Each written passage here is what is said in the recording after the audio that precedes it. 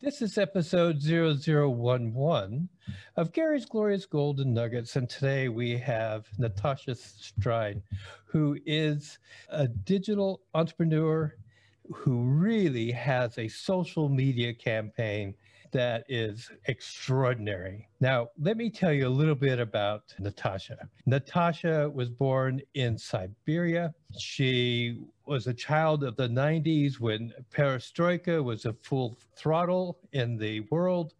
She was one of the first travelers from Russia to come to the United Kingdom back in a time when it was fashionable to be somebody from Russia. In 1996, she became involved in business, leaving her journalism career. And she spent quite a bit of time working in brick and mortar industries, timeshare, high value luxury travel, and education. She still has an educational industry that she manages that is in the Russian and Chinese markets, bringing people from all around the world into British schools. Her media campaign is really quite impressive, and I am so pleased to have Natasha with us. Welcome, Natasha. Hello, Gary. Thank you so much for giving me this opportunity. I do appreciate it. It's good to have you here. I'm really quite honored. Natasha, what's the one thing you wish you had known before you began your digital enterprise? Well, I started my Facebook blog about 3 years ago. Back then, obviously, it seemed very easy. So I wish I knew that it was quite a commitment. Because once you start it, you can't finish. You can't say to yourself, this week I will be slackering, or I'm going on holiday, so I will stop posting stories. You just can't do that. So once you're in, you're in. You just have to carry on. Plus, there are lots of things which come up in the process, which you're obviously learning. Maybe you wish you'd learned earlier before you actually started this journey. Like, for example, I have learned that there was what they call smart algorithm, which is managing Facebook. Maybe the usage of terms is wrong because I'm literally translating from Russian. So basically how this works, you just have to understand before you actually start writing your posts. For example, the post, the new one you've just published, will only live for about an hour. It shows your post to in the beginning. I use my team, my staff for that. So they start pretending that they're just readers, my followers, and they write certain questions, because the more comments you have, the better, the more readers will be reading your post. So this smart algorithm will be showing it to bigger amount of readers. There are those savvy, cunning techniques you have to use to make sure that you're spreading information of your product in the internet. You can't just sit there and hope that people will suddenly like it, especially when you're just starting. Things like that, for example, or you're not supposed to write too long. So the posts you publish are not supposed to be too short and they can't be too long. Otherwise, people will not read it, at least in the beginning. I mean, these days I do publish sometimes longish posts, but I do make sure that I do not tire my readers because, there is a limit to their interest. So you always have to keep this balance. As a person who is trained in journalism, do you find that enhances your ability to get your message? Absolutely, because obviously I am capable of writing text. I used to write for magazines, for newspapers. I actually started writing, as in creative writing, when I was 5. So that definitely helps a lot. So whoever wants to try and start their own blog, I would definitely recommend some kind of a storytelling training. Well, that's a really good golden nugget right there. That's something people could really grasp onto. You've been in business a long time. You've done digital media for 3 years. In digital media, have you had something that was a fail, and what did you learn from it? I would say that I started my Instagram 1.5 years ago, and that was a failure. Seriously, I was hating it for at least a year. I would say that we are more or less on good terms for the last 6 months. But before, it was a total disaster. I hated it. I had no idea how to deal with it. It took me a long time to get used to it. Like, Facebook is definitely my love. Things go smoothly, they go easy. You can invite friends, people immediately answer. And it's totally different in Instagram. You don't know what those people are called. You don't know how to make them follow you. And these days, without actually throwing certain finance into attracting followers, you will not gain many, because those days are gone apparently. So I've joined Instagram too late. These are not early days. So these days you really have to work hard. You have to be savvy on one hand, and at the same time, you have to try really hard to attract followers. To be quite honest with you, by Instagram standards, I do not have many, but funny enough, I still make sales, and so that our viewers can understand that my sale is equal to an amount of a house, well, an average house in the UK, because parents who are paying for their children's education in England, they will be throwing this much money into their children's education for what, 6-10 years time. So it's a huge decision. And obviously my sales are huge in this regard.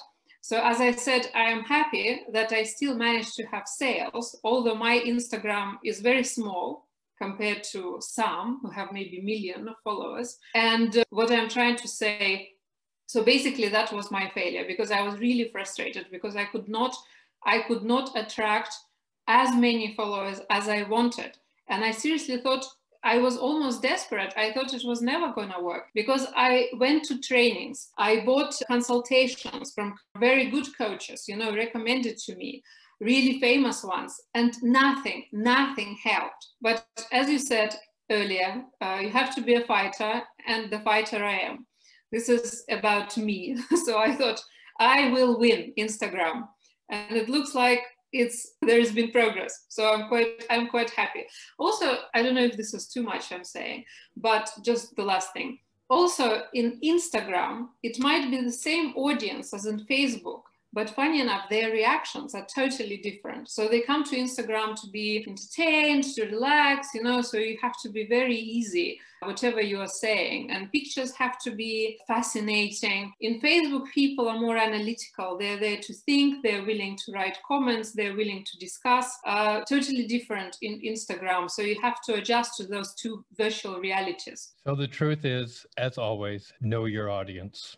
Precisely. Very good. So what advice would you give someone who is kind of looking at what you do and says, I want to know how to do what you do? I know it's almost impossible to teach me what you're doing, but I want to understand how you do it. Most likely, I would tell them, perhaps you're better off somewhere else. Why would I want to create my own competition? Well, I'm not saying that they're actually in the educational field, but they could be doing something different. They like your social media. They want to learn how to track it. Because, Natasha, your niche is really quite small when you think about it. You're selling a product that's equivalent to buying a house in the UK, one of the most expensive housing markets in the world. There are very few families on the planet that can choose to do that. And your clientele are those people. Not everybody is targeting that audience. What you have learned to do and what you do so well in social media, even if you think you got into it too late or whatever else, is still working. There are people who are going to wonder, how do you do what you do? I imagine they can watch your videos all day long, but it's really quite hard to duplicate somebody who is doing something as masterfully as yourself. Well, okay. So first of all, what those people have to do, they would have to know their product extremely well. I would say that this is something you start with, which is a huge task in itself. After you have become a master of what you do, then I think, and only then, you can give advice to others. Then you have to investigate a little bit. You have to understand what your audience is like, how to attract that audience. Because, some people have their blogs. They might even have 100,000 followers on Instagram. But who are those followers? Are they going to buy their product? That baffles me sometimes, because it's just a bunch of people. God knows why they're there in that blog. So you have to be extremely picky, and you have to work on actually choosing your audience. You have to work out, you have to be savvy, you have to be creative. You have to work out how you attract that audience so that you do not preach to the choir, if you know what I mean, and not waste your time. So after you've decided how to do that, so basically you do that, and then you need some time to explore what this audience likes, what are their views, how do they communicate to one another, so that you adjust to this kind of style. Because to them, you have to be their mirror in a way, the mirror of your audience. Otherwise, they do not accept you as one of their own. You are not their tribe, so to speak, but you have to be able to sell them. And even if you are in reality not their tribe, you have to pretend you are and convince them most sincerely. I will say, in advertising and in marketing, I think that means know your avatar, know who it is you're selling to. Yeah. You have said it so clearly. Nobody in this podcast history has said it as clearly as you have. Well done. I really like that. Thank you. Yeah, I like to be concrete. I don't beat about the bush. yeah, absolutely. So what do you think for you have been the best resources to help you along the way? My brain, my creativity, probably the fact that I grew up in Soviet Union, where there was deficit everywhere and you had to be extremely fast and smart, to achieve what you wanted. So I would say we who grew up in Perestroika, we are real achievers, lots of us. So I would say those were my main resources. Yeah. I just wanted to be successful. I wanted to get out of poverty, and that was my drive. I guess that's the important thing, because the law of attraction is working here. You know what you wanted, and you had a huge why. You knew why you were going to want that. Yes. And the way that it happens is kind of like what materializes and manifests along the way. So that's really good. I really like that. So biggest resource out there is the law of attraction, folks. Apply it. That's all I can say. Apply the law of attraction. Who are the 3 people or sources of information that you have in your life that have really assisted you along the way? Assisted me along the way. I don't think that their names would anyway mean anything to our viewers. But obviously there were some businessmen, the very first businessman in Siberia who lived in the same city as myself. For example, there was this lady. So I was then maybe 21 and she was 48.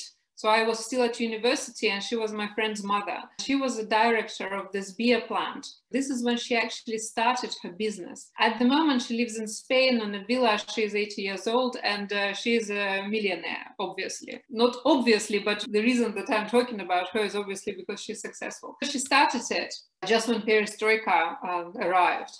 She was posted into that plant with drunken men lying on the floors, with rats running around. It was all a total disaster. Basically, she rebuilt this plant from scratch. And then at later stage, she sold partially the shares to Baltic Beverage Holding in Sweden. This is when her share of, I think, $20 million or so. To be able to do so, she had to make sure that that plant really thrived. It was not easy, believe me. I think she had like 5 people from the tax inspection constantly sitting there the whole year round, sitting there, checking the documents, looking for something she was hiding. They were saying, you pay tons of taxes, so we wonder how much you are not paying. So they were digging there. I just brought this up to make sure you could imagine what kind of pressure she was under. Obviously, this is just a minor bit. I admired that woman. She was very strong. She was determined. And she actually gave me quite some advice, which I used a lot. I am generally a very good learner. So I had quite a number of those successful businessmen who were the first ones in Russia, the first ones who were self-made people, who were just so quick and savvy, and they didn't waste a minute. So I did listen to them, to the ones who were older than me and more successful than me. And I think this is very, very important. This is what I'm constantly telling my son. You are not experienced. And even if you are, do listen to others, to what others are saying, if those others are more successful than you. So even if you do not agree with this, do listen and then absorb and use. I would have to say that's really good advice to anybody. It's obvious that the people you admire are self-starters, because nobody was going to say, take over the beer plant. Nobody was going to say, clean up the place. You really had some really good mentors by example. And anybody who's going to make it in business really does have to learn because success leaves clues, and successful people are leaving clues all day long. It's the ones that are bright enough to look at it and say, I'm not going to do exactly what they do, but I can take that and do this, that make a success out of their lives. Awesome. I really like that. Thank you. Thank you. What's the most common myth about your success that you would like to debunk? About my success, my personal success. Well, I suppose it's just like about everybody's success, whoever is successful, that, you know, people see just the frame. They think that it's so cool to be you. If you are succeeding in business, if you travel, if you buy certain things, you know, if you just live this nice life. But what is behind the curtain, people often do not realize. This is hard work. If you are employed, for example, you come home, you forget about it, you switch off your phone, you can relax. You know, at weekend, you forget about your work. Well, at least most of the time. Thing is, if you're in business, you have to work 24 hours. I mean, even if you're watching TV or you're already in bed, you have to think. You just can't let go. This is the problem. You're like a slave of business. This is slavery. It is. I will say that it's not only slavery, but the thing that I find with most people, especially if they worked in a corporate world, and then they say, okay, I'm going to start my own business. They are not prepared for the burden of total responsibility. Because the other job, you know, they could just kind of shut off and go home and do something else. And when you have the total burden of responsibility, there's no such thing as time freedom or a holiday or something, especially in the beginning. That may come later, but in the beginning, you're working.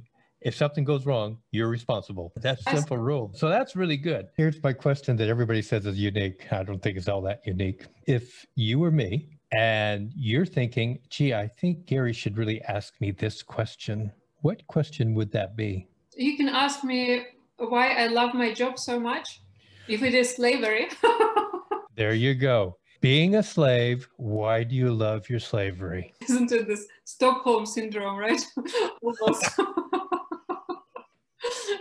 Well, to be honest with you, in a way, it's like a game when you are succeeding at a certain point, and when you don't and you're back in square one, that happens as well. You get even more agitated and even more determined, and that gives you the drive. And I think this is important, especially after 40. You know, I think at 40, lots of people take a different path, which is getting fatter, getting more boring, whatever. I am the one who chooses a totally different path. I like to stay sporty and I like my drive. And this is why I like my job, because this is like winning every day, and every day brings totally new emotions. Obviously, what I like most of it, as I place children into boarding schools, I love watching them thriving. I love their success, because you have this kid, take him from a Russian school, he's totally demotivated, hands in pockets, you know, kind of quite arrogant, not wanting to do much, not attentive.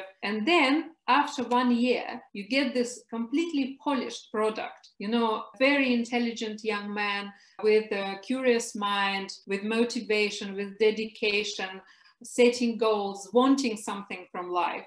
This is a real pleasure for me. I love it. I can imagine that.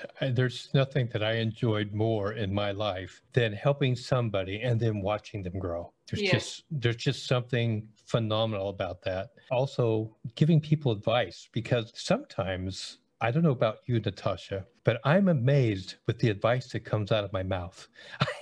I was like, where did that come from? It's just like it came through me. It had nothing to do with me. It just came through me. Well, because you're so talented. Well, maybe. Sometimes that's just the way it is. So, I really so much enjoy talking to you, Natasha. There are people out there in the world that would like to follow you, see what's going on. What's the best way for them to kind of follow on you, Natasha? I suppose they should follow me in either Facebook or Instagram, but I'm not sure. Okay, that's good. They do that. I'll tell you what, after this, I'll just ask you to just give us like your Facebook page or your Instagram label, and we'll just put it in the show notes. So if you're driving down the road, don't stop. We'll put it in the show notes. You can get it, and we can move on, and you can follow this really interesting woman. Here we go. I give everybody on this show 2 minutes where I do not interrupt them and they can talk about anything they want, anything. And so, Natasha, I am now going to give you your 2 minutes to speak to the world. Thank you, Gary, for this unique opportunity.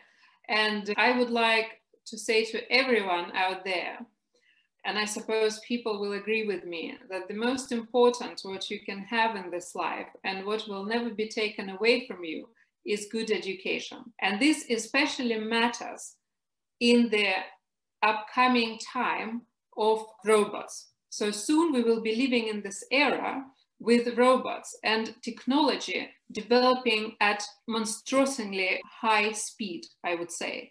So this is in a way fascinating, but at the same time it is scary how quickly things will be changing.